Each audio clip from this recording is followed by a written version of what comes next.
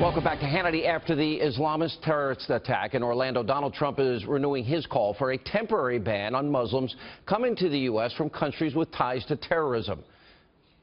I will suspend immigration from areas of the world where there is a proven history of terrorism against the United States, Europe, or our allies, until we fully understand how to end these threats. It will be lifted, this ban, when and as a nation we're in a position to properly and perfectly screen these people coming into our country.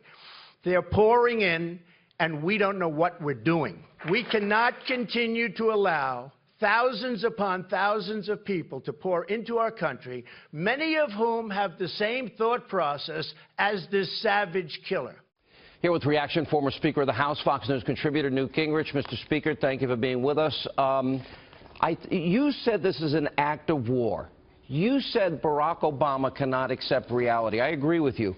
But it's not just Barack Obama, because Hillary Clinton, in the very early years of the Obama administration, she was part of man-caused disasters, overseas contingency operations, workplace violence, this insane reluctance not to say radical Islamic terrorism.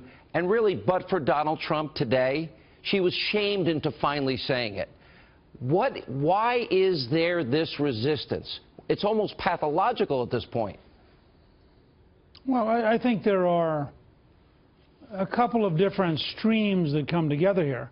One is the Chamberlain-like failure to see reality because it's too scary. I mean, if you really recognize the size of our enemies, their intensity, their willingness to die for their cause, their eagerness to kill us, the level of hate they represent, it's scary. And I think an awful lot of folks like Obama are just frankly frightened to deal with reality. Second, if you're a genuine left-winger, you assume the real enemy has to be the United States. And so you wander around and give speeches in Cairo and elsewhere, and you say, oh, they can't really be that bad. But they are.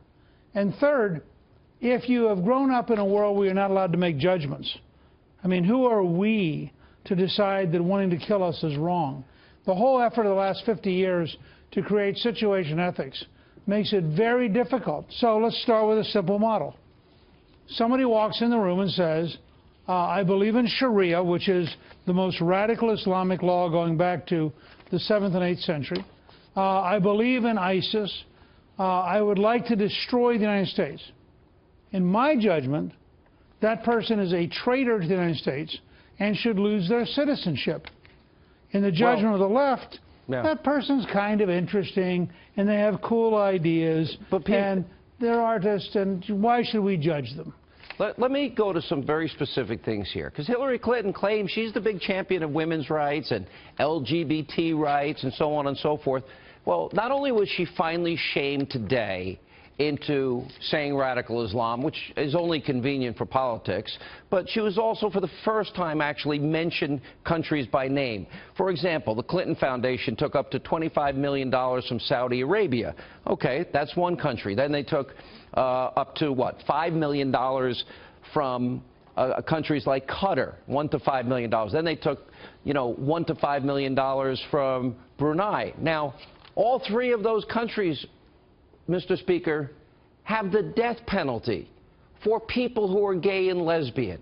She's also, in the case of Saudi Arabia, women cannot drive. Women cannot leave the house without a man's permission, go to school or go to work. You have a morality police. You need 4 male eyewitnesses to prove rape for a woman.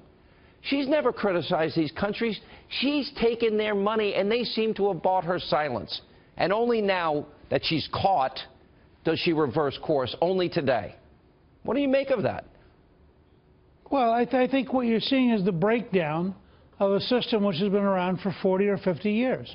I mean, for 40 or 50 years, the Saudis were so rich, and their Gulf state allies were so rich, that they could basically give money to universities, give money to companies, give money to lobbyists, give money to foundations like the Clinton Foundation, and they bought a benign willingness to pretend that they were good people. I mean, the objective fact is that the Saudi government is in the early stages of an enormous crisis.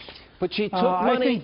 She took money from countries that are abusive to the very constituencies or demographics she's seeking to vote for. She actually called Donald Trump shameful and disgusting, and that he's not a supporter of the LGBT community. And I'm thinking, you taking $25 million from Saudi Arabia and not criticizing them, that's disgusting.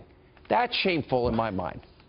Well, look, I'm not sure disgusting is even an adequate word. I mean, now that we're finally, for the very first time, beginning to break through to have this conversation as a nation, we have to confront the reality. It's not just, by the way, the Saudis. Iraq, which we liberated, provides the death penalty for being homosexual. Afghanistan, which we liberated and then created a government, provides for the death penalty for homosexuals. I mean, the degree to which our State Department, which she was in charge of for 4 years, is totally passive in the face of terrible human rights violations is truly breathtaking. Right. And that's one of the things I think that a Trump presidency would very radically change. She was part of the deal for $150 billion to the #1 state sponsor of terror in Iran. We can point out Benghazi and Libya and the disaster there, pulling out of Iraq early, creating the vacuum for ISIS to take over, not challenging Syria, all of which I think impacts where we are today. All right.